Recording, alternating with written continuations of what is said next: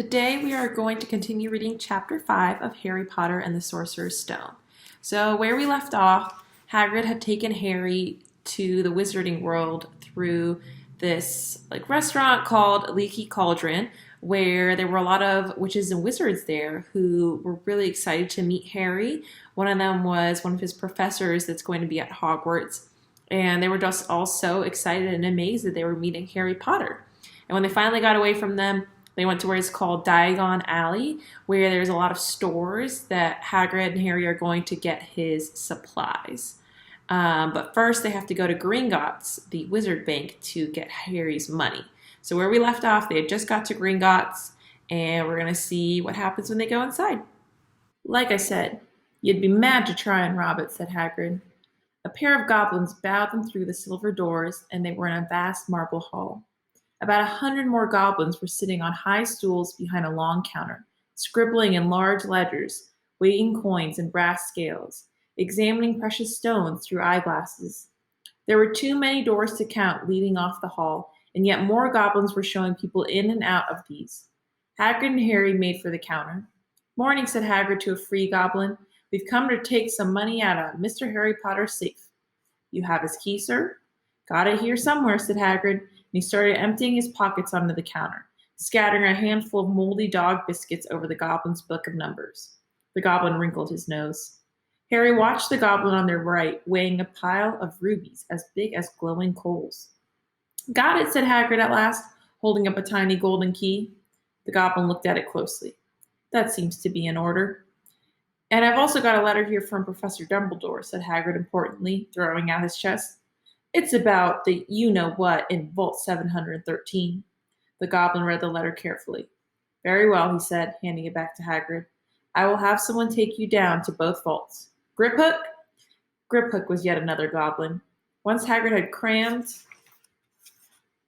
all the dog biscuits back inside his pockets, he and Harry followed Griphook toward one of the doors leading off the hall. What's the you-know-what in Vault 713? Harry asked. Can't tell you that, said Hagrid mysteriously. Very secret. Hogwarts business. Dumbledore's trusted me. More in my job's worth to tell you that. Griphook held the door open for them.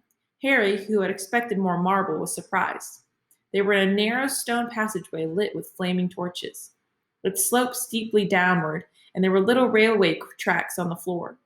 Griphook whistled, and a small cart came hurtling up the tracks toward them.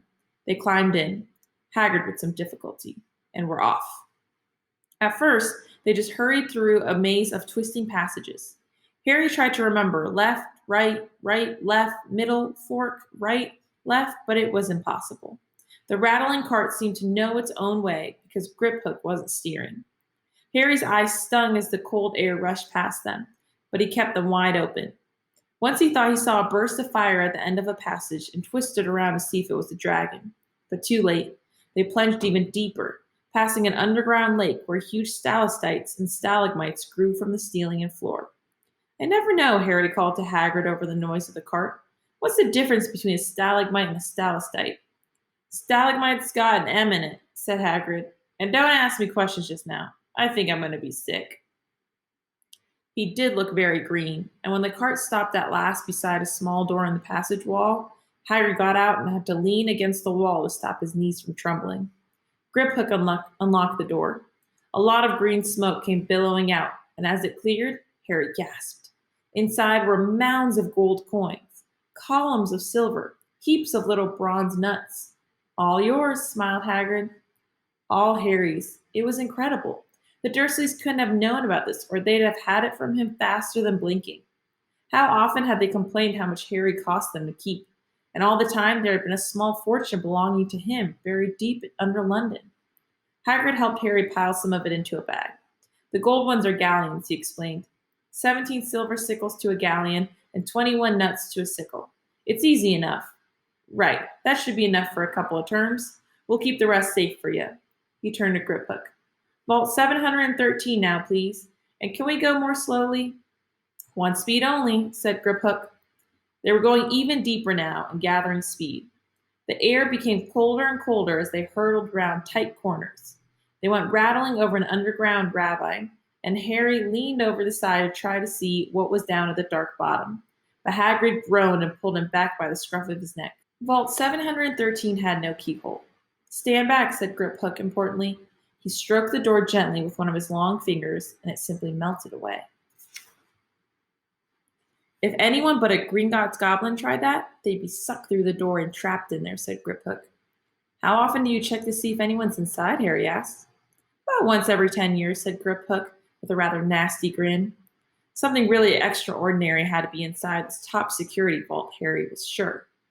And he leaned forward eagerly, expecting to see fabulous jewels at the very least. But at first he thought it was empty. Then he noticed a grubby little package wrapped up in brown paper lying on the floor. Hagrid picked it up and tucked it deep inside his coat. Harry longed to know what it was, but knew better than to ask. Come on, back in this infernal cart, and don't talk to me on the way back. It's best if I keep my mouth shut, said Hagrid. One wild cart ride later, they stood blinking in the sunlight outside Gringotts. Harry didn't know where to run first, now that he had a bag full of money. He didn't have to know how many galleons there were to a pound to know that he was holding more money than he'd had in his whole life. More money than even Dudley had ever had. Might as well get your uniform, said Hagrid, nodding toward Madame Malkin's robes for all occasions. Listen, Harry, would you mind if I slipped off for a pick-me-up in the leaky cauldron? I hate them Gringotts carts. He did still look a bit sick, so Harry entered Madame Malkin's shop alone, feeling nervous. Madame Malkin was a squat, smiling witch dressed all in mauve. Hogwarts, dear? She said when Harry started to speak. Got the lot here. Another young man being fitted up just now, in fact. In the back of the shop, a boy with a pale, pointed face was standing on a footstool, while a second witch pinned up his long black robes. Madame Malkin stood Harry on a stool next to him, slipped a long robe over his head, and began to pin it to the right length. Hello, said the boy. Hogwarts too? Yes, said Harry. My father's next door buying my books, and mother's up the street looking at wands, said the boy. He had a bored, drawling voice.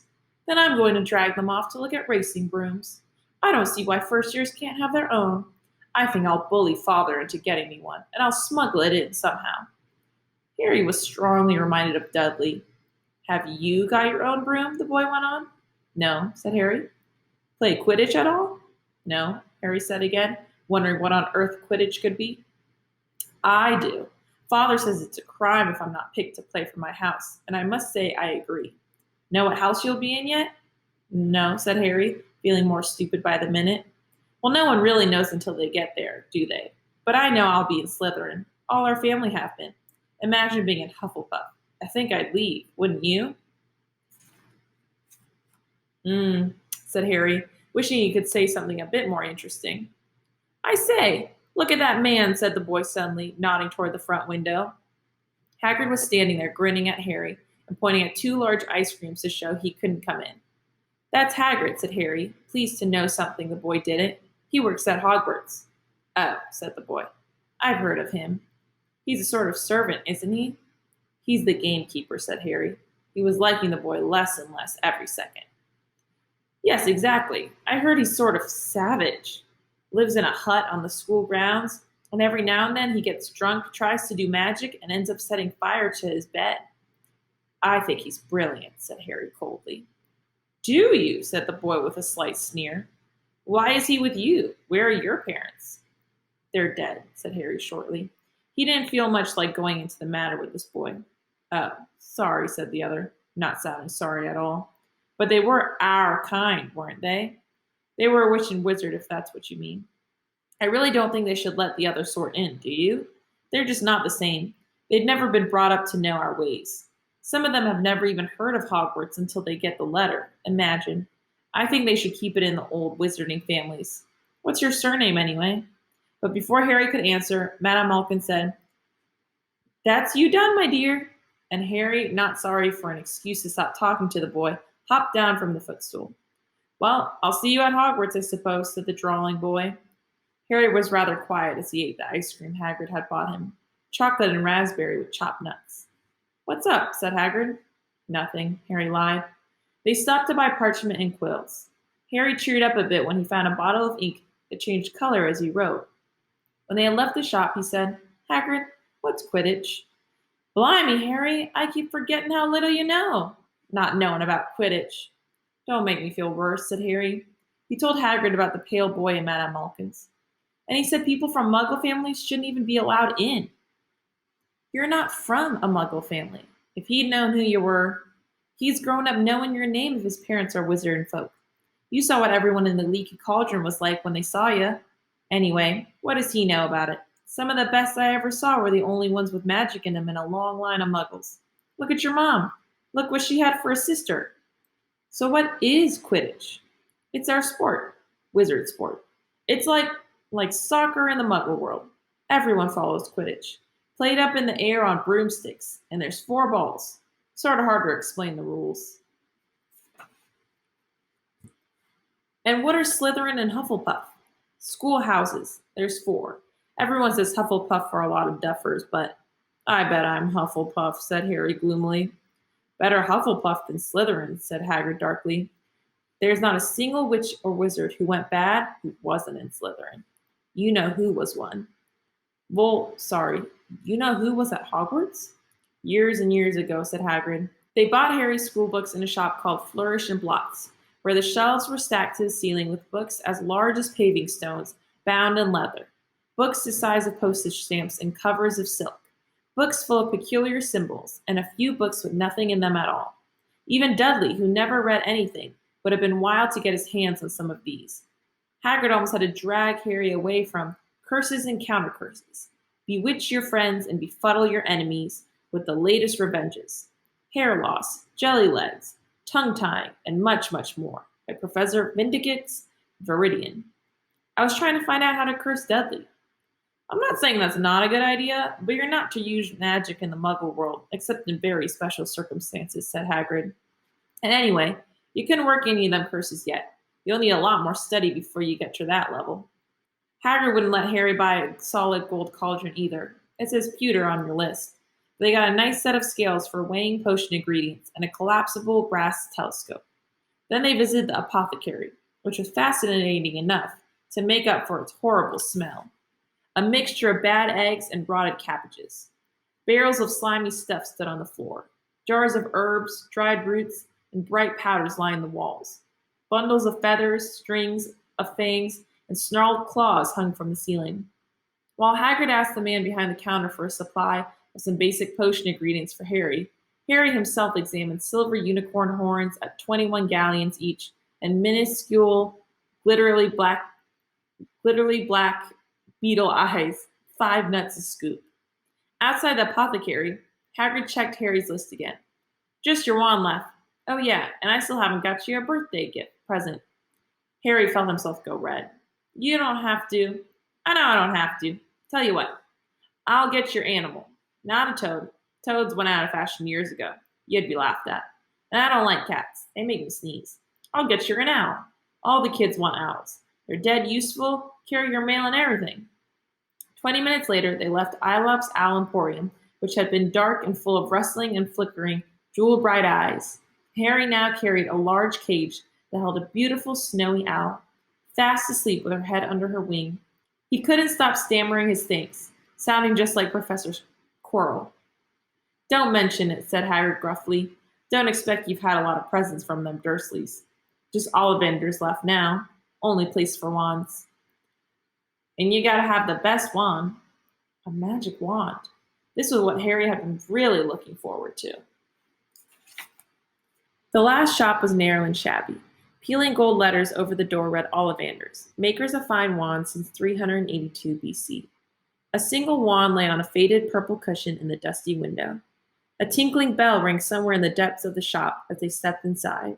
It was a tiny place, empty except for a single spindly chair that Hagrid sat on to wait.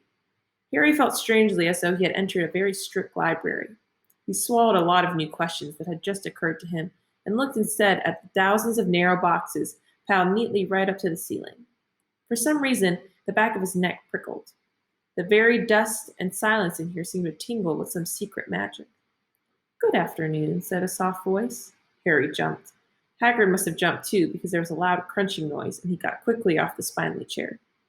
An old man was standing before them, his wide, pale eyes shining like moons through the gloom of the shop. Hello, said Harry awkwardly. Ah, yes, said the man. Yes, yes, I thought I'd be seeing you soon, Harry Potter. It wasn't a question. You have your mother's eyes. It seems only yesterday she was in here herself, buying her first wand, 10 1/4 inches long, swishy made of willow. Nice wand for charm work. Mr. Ollivander moved closer to Harry. Harry wished he would blink. Those silvery eyes were a bit creepy. Your father, on the other hand, favored a mahogany wand, 11 inches, pliable, a little more power, and excellent for transfiguration. Well, I say your father favored it. It's really the wand that chooses the wizard, of course. We're going to go ahead and stop right there. Even though we have a little bit of chapter 5 still left, I don't want the video to get too long, but you can go ahead and comment what you think is going to happen with Harry getting his wand, since it seems like the wands choose the wizard.